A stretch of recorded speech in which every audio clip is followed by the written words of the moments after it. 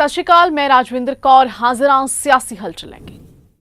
मध्य प्रदेश सरकार ने शहीदों के परिवारों को मुआवजा देने को लैके अहम फैसला लिया। मध्य प्रदेश के मुख्यमंत्री मोहन यादव ने ऐलान किया कि शहीद के परिवार को दिता जाने वाला 1 करोड़ रुपए का मुआवजा हुण पत्नी ते माता पिता विचकार बराबर वंडिया जाएगा। इस ऐलान मुताबिक हुण शहीद की पत्नी को 50 लाख रुपए ते उसके माता पिता को भी 50 लाख रुपए मिलणगे। यह फैसला 19 जुलाई को सियाचिन शहीद हुए कैप्टन अंशुमन सिंह नाल जुड़े विवाद तो बाद आया। कैप्टन अंशुमन ने अपने साथी सैनिकों को अग तो बचाया पर दुखदाई तौर पर अपनी जान गवा बैठा। इस घोषणा तो पहला नैक्सट ऑफ किन पॉलिसी विच कहा गया सी कि जेकर कोई सैनिक अनविआह है तो उसके माता पिता को पूरी रकम मिल जाती है। हालांकि जेकर सिपाही विआहा होया सी तो उसकी पत्नी को पूरा मुआवजा मिलेगा। अंशुमन के माता पिता का कहना है कि यह गलत है क्योंकि वह भी अपने बेटे की कुर्बानी लिए मानता और समर्थन चाहते सन। उसनू चिंता सी कि सम्मान ते वित्ती मुआवजा पूरी तरह उसकी पत्नी समृति सिंह को दिता जाएगा। हमने तय किया है कि प्रदेश के किसी भी जवान के शहीद होने पर, क्योंकि आमतौर पर ऐसा माना जाता है कि कई बार ये कष्ट घर में हमने देखा है, तो आपकी बार जो राशि दी जाएगी उस राशि में 50% पत्नी को और 50% राशि माता पिता को दी जाएगी। जो 1 करोड़ की राशि देने वाले हैं, इसका प्रबंध करके इस परिवार परंपरा को हमने अब इसमें सीमाओं में बांधने का प्रयास किया है। उधर श्रोमणी अकाली दल के प्रधान सुखबीर बादल ने मुख्यमंत्री भगवंत मान की एक वीडियो पोस्ट करके कहा है कि पंजाब के मुख्यमंत्री सरदार भगवंत सिंह मान ने एक बार फिर तो साबित किया है कि वह अपने मालिक को खुश करने लिए पंजाब के दरियाई पानियों को बेचने लिए तैयार ने। उसने सतलुज यमुना लिंक नहर ते पंजाब विरोधी रुख अपनाने लिए राज का इकलौता मुख्यमंत्री बनने का शक्की मान हासिल किया। इस मुद्दे को अज हरियाणा की धरती से अधीन न्याय करार दिता गया। मैं भगवंत मान स्पष्ट करना चाहना कि श्रोमणी अकाली दल आम आदमी पार्टी की पंजाब के दरियाई पानी हरियाणा को देने की नापाक साजिश को किसी भी कीमत पर कामयाब नहीं होने देगा। असी अपना खून बहावांगे पर अपनी पानी की एक बूंद किसी भी गुआढ़ी सूबे विच नहीं जान देवांगे। तुसी भी सुनो शेयर वीडियो विच सीएम मान दा है बयान। SYL का क्या है क्योंकि मामला सब जुडिस है, सुप्रीम कोर्ट च है। मैं तुहानू पहला भी बहुत बार इत्थे बाहर आके इत्थे खड़ के ये बारे डिटेल च दसदा रहा, तो क्योंकि मामला सुप्रीम कोर्ट च, बारे मैं ज्यादा कमेंट नहीं कर पाऊंगा। बीजेपी आगू मुख्तार अब्बास नकवी ने कांवड़ यात्रा ते अपना रुख बदल लिया। उन्हें एक बयान च कहा कि यूपी सरकार के सीमित हुक्मां कारण भंबल भूसा सी, पर अज यूपी सरकार के विस्तृत हुक्मां दे नाल भंबल भूसा दूर हो गया। उन्हें कहा कि इसनूं कोई फिरकू रंगत देने की लोड़ नहीं है। तो दस दईए कि अज योगी सरकार ने सारे रेहड़ी फड़ी वालियां नूं आदेश दिते ने कि दुकानदारां नूं पूरे सूबे विच कांवड़ रूट ते अपनियां खाण पीण दीआं दुकानां ते नेम प्लेटां लगाउणियां पैणगीआं।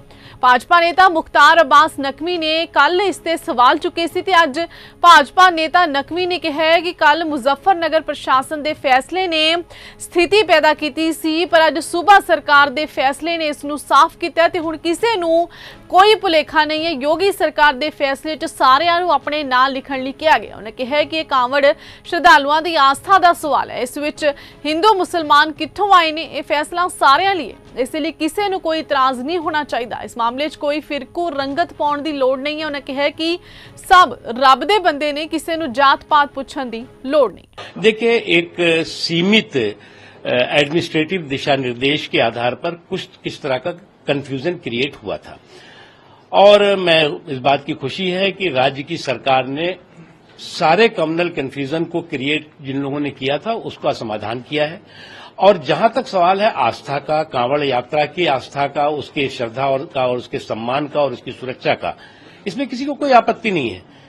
और उसके साथ ही साथ मेरा ये भी कहना है कि इस तरह के विषयों पर किसी तरह का कम्युनल कंफ्यूजन क्रिएट करने की किसी को भी कोशिश नहीं करनी चाहिए।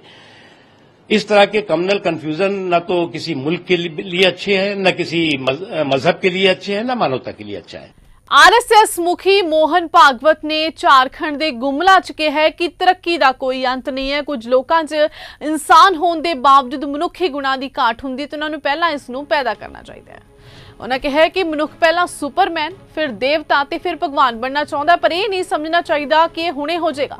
उन्होंने लगातार काम करते रहना चाहिए क्योंकि विकास का कोई अंत नहीं है। ਭਾਗਵਤ ਦੇ ਇਸ ਬਿਆਨ ਤੇ ਕਾਂਗਰਸੀ ਨੇਤਾ ਜੈਰਾਮ ਰਮੇਸ਼ ਨੇ ਕਿਹਾ ਕਿ ਮੈਨੂੰ ਯਕੀਨ ਹੋ ਗਿਆ ਹੈ ਕਿ ਸਵੈ ਘੋਸ਼ਿਤ ਗੈਰ ਜੀਵ ਪ੍ਰਧਾਨ ਮੰਤਰੀ ਨੂੰ ਇਸ ਤਾਜ਼ਾ ਅਗਨੀ ਮਿਸਾਈਲ ਦੀ ਖਬਰ ਜ਼ਰੂਰ ਮਿਲੀ ਹੋਏਗੀ, ਜਿਸ ਤੋਂ ਨਾਗਪੁਰ ਨੇ ਝਾਰਖੰਡ ਤੋਂ ਲੋਕ ਕਲਿਆਣ ਮਾਰਗ ਨੂੰ ਨਿਸ਼ਾਨਾ ਬਣਾ ਕੇ दागिया।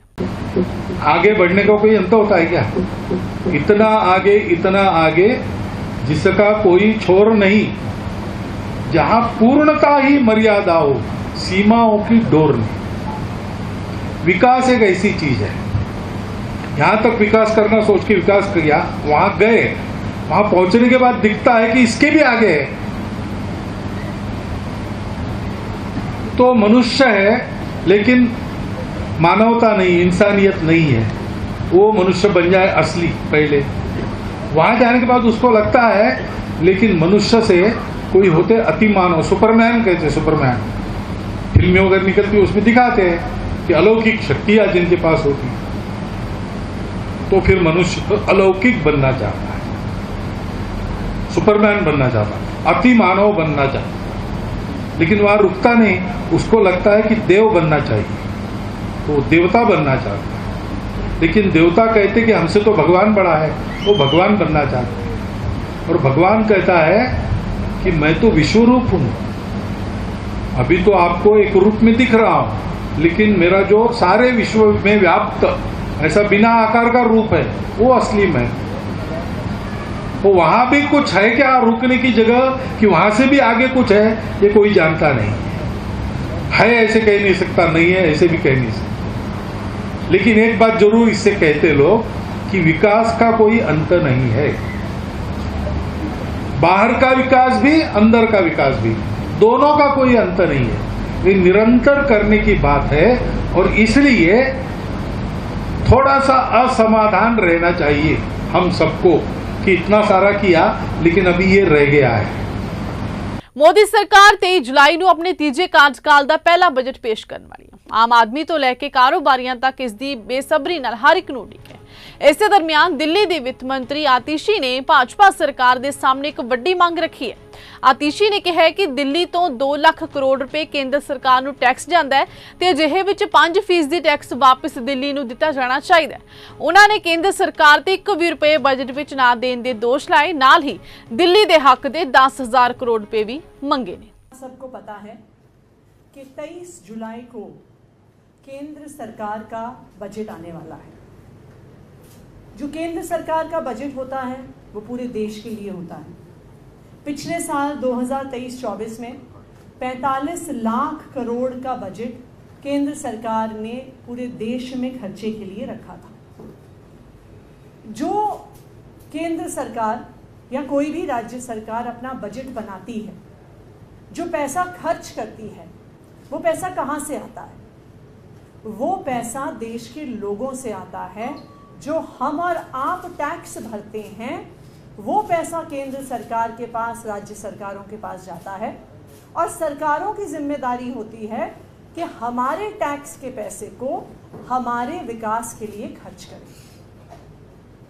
दिल्ली के लोग भी टैक्स भरते हैं, दिल्ली के लोग मेहनत करते हैं, काम करते हैं, नौकरी करते हैं, बिजनेस करते हैं।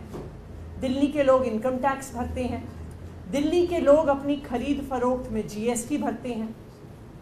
तो दिल्ली के लोग भी मेहनत करने के बाद ये उम्मीद करते हैं कि जो टैक्स हम भरते हैं उस टैक्स से हमारा विकास होना ज़रूरी है, हमारे शहर का विकास होना ज़रूरी है, हमारे इलाके का विकास होना ज़रूरी है।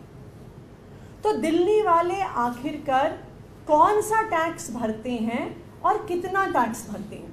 जो दिल्ली वालों ने केंद्र सरकार को टैक्स में दिया, उसमें से कितना पैसा दिल्ली पर खर्च हुआ? उसमें से कितना पैसा केंद्र सरकार ने दिल्ली को दिया? 0, नील बटे सन्नाटा। दिल्ली के 2.5 लाख करोड़ रुपए के टैक्स से दिल्ली के लोगों को 1 रुपया भी नहीं मिला।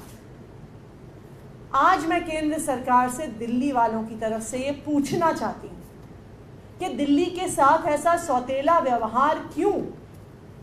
दिल्ली के लोग जब मेहनत करते हैं, दिल्ली के लोग बिजनेस करते हैं, दिल्ली के लोग नौकरी करते हैं और दिल्ली के लोग ईमानदारी से टैक्स देते हैं, तकरीबन 2.5 लाख करोड़ का टैक्स केंद्र सरकार को देते हैं, तो उसमें से 1 रुपया भी दिल्ली को क्यों नहीं मिलता है, ये आज हम जानना चाहते हैं। ऐसा अन्याय हमारे देश ने अपने इतिहास में एक बार पहले भी देखा है।